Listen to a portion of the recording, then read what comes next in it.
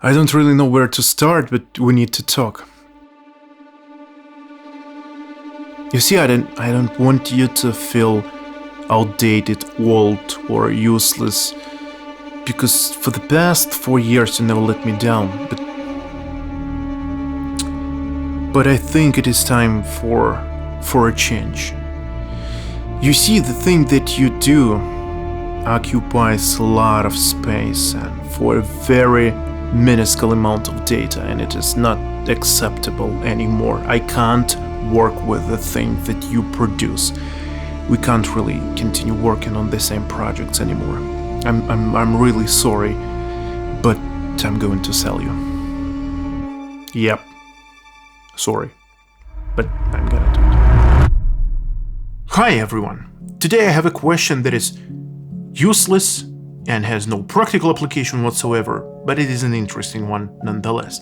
What separates a cinema camera from any other camera? Well, the first answer that comes to mind is that a cinema camera is the camera that is used for filmmaking, to make movies. But I can create, in theory, a movie with this one, and this is not a cinema camera. In fact, it is really far from being just a regular camera. Right. We have Netflix streaming service, and Netflix has this special list of approved cameras for Netflix, and all of those cameras are cinema cameras. How's that for the right type of criteria?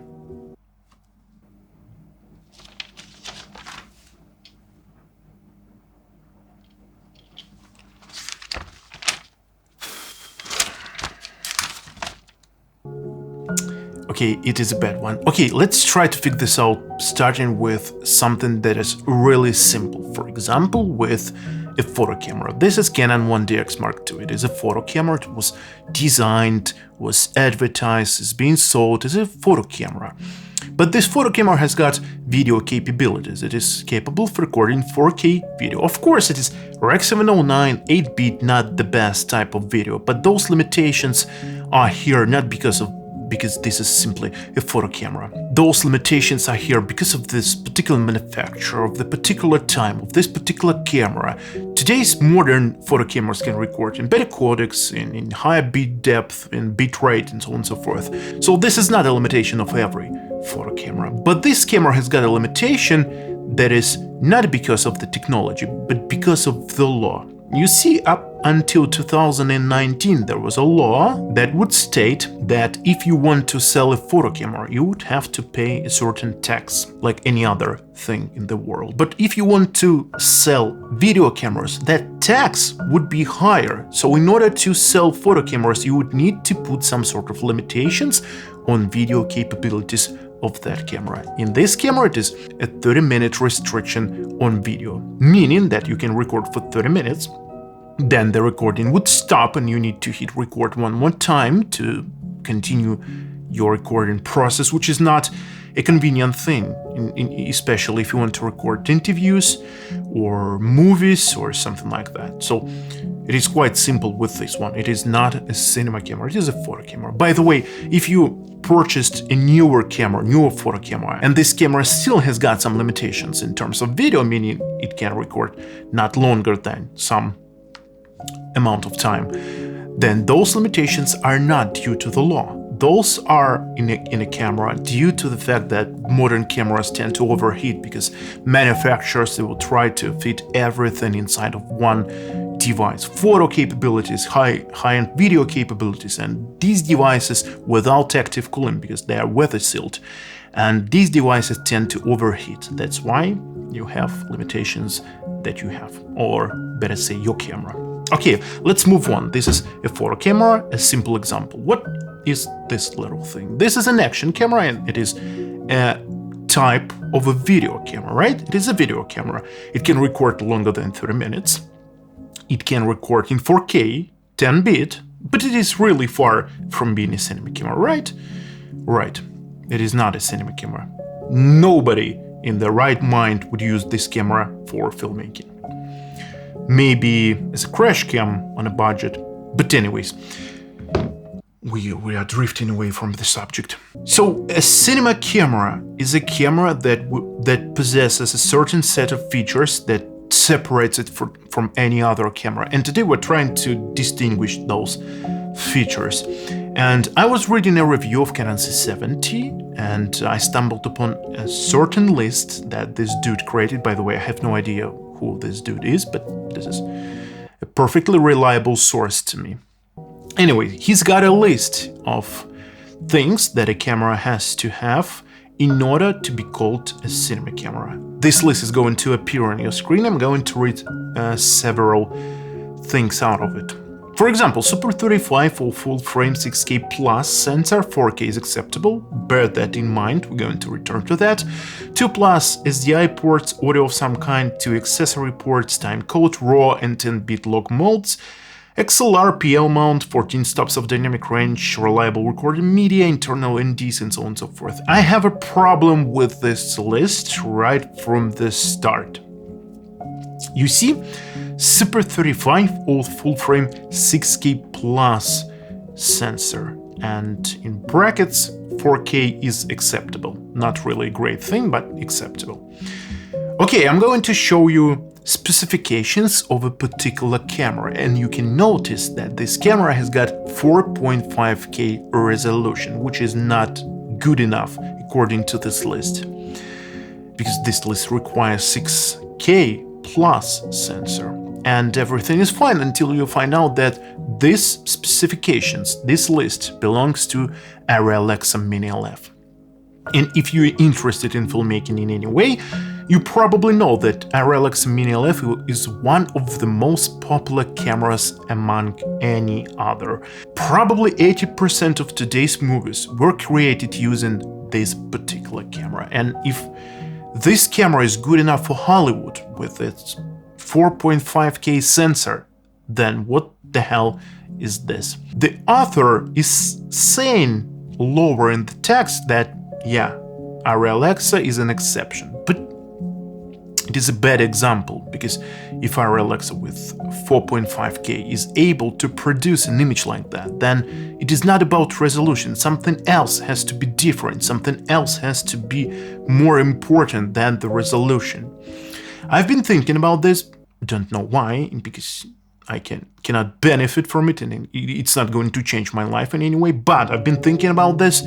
And I've decided, for me personally, one of the most important things in the camera is the dynamic range. For those of you who do not really know what the dynamic range is the difference between the darkest portion of the image and the brightest portion of the image. It is measured in stops. Every stop is an increase in brightness 2 folds. Our human eye is estimated to have 20 stops of dynamic range. Your regular camera is going to have probably 13 stops of dynamic range. High-end, most expensive, most popular cameras that are used in Hollywood, like Red Raptor, Arri Alexa, Sony Venice, they all have 17 plus stops of dynamic range. And now we are slowly transitioning to the review portion of this video, because I'm going to talk about Canon C70 that I purchased for myself. Because this camera, despite its comparably lower price of 5 grand, has 16 stops of dynamic range, which is, well, strange, because this camera is much cheaper compared to those high-end cameras. So what's the catch? What's in this camera that allows us to have such a high dynamic range? You see, this camera has got Super 35 sensor, 4K, like we remember 4K is acceptable, and it is the same sensor that is used in Canon C300. And this sensor is using DGO technology, dual gain output, meaning it's going to record an image at a lower ISO value and at a higher ISO value, and then combining them together, we're going to receive an image with high dynamic range. Of course, the codec is also extremely important. If the codec is really flexible, it is going to give this better look to the camera compared to the low budget cameras. So let's talk about codecs. This camera is using XF AVC codec that would give us 10-bit. It's got different flavors depending on what amount of data you want to receive. Also, after update, this camera got RAW recording, RAW LT and RAW ST, again depending on what amount of information you want to get. And the RAW is 12-bit, meaning that the footage is quite flexible and allows you to push and pull further compared to 10-bit footage, which is important to me because I'm really into color grading, and that factor is quite important. Another thing that I cannot really live without is the built-in ND filters. You see, I'm coming from Blackmagic Pocket 6K Pro, and that camera has got 6 stops of built-in ND filters. This camera, on the other hand, has got up to 10 stops of built-in ND filters, and that is extremely convenient and useful if you're recording something outside when your environment is not really under your control, and you can just swap this ND filter and continue filming without thinking twice. I'm not really into this thing like screwing ND filters onto your lens. It's not for me, thank you. It's got 12 programmable buttons if it is something that you're into, and the first models, they had a problem with tiltable screen. I do not really have that problem. It used to be flimsy in those models. My model was manufactured in 2024, so it's got no problem with the tiltable screen. Now, some people complain about RF mount because there is not a lot of lenses for RF mount, and those are really expensive, but you can fit any other camera with an adapter. I used to think of adapters as something like a drawback, but today I do not really care about that. I have a simple EF to RF adapter, and I use my EF lenses, and the autofocus is working like normal. By the way, about autofocus is good, but not excellent. It can hunt a little bit if the subject is underlit, but I'm used to manual focus. I've got manual lens, I've got a lot of practice, and I'm totally fine with manual focus. If it is a problem for you, then maybe you consider some other camera. And this statement actually leads us to a conclusion. A cinema camera is chosen among other cameras for a certain project. Just because a camera is called a cinema camera is not going to guarantee that this camera is going to be used on a serious project. You pick a camera depending on what you need. For example, I need high dynamic range, I need built-in ND filters, and I'm fine with the codecs that this camera can provide. Then I choose this camera. For you, it might be not the perfect option. For you, 16-bit color might be a priority. Then you would choose something like Red Komodo or even higher camera, and you choose a camera depending on what you need for your particular project and for your particular scene, because one camera can be used in a car, one can be used in a helicopter, one can be used under the car or something like that.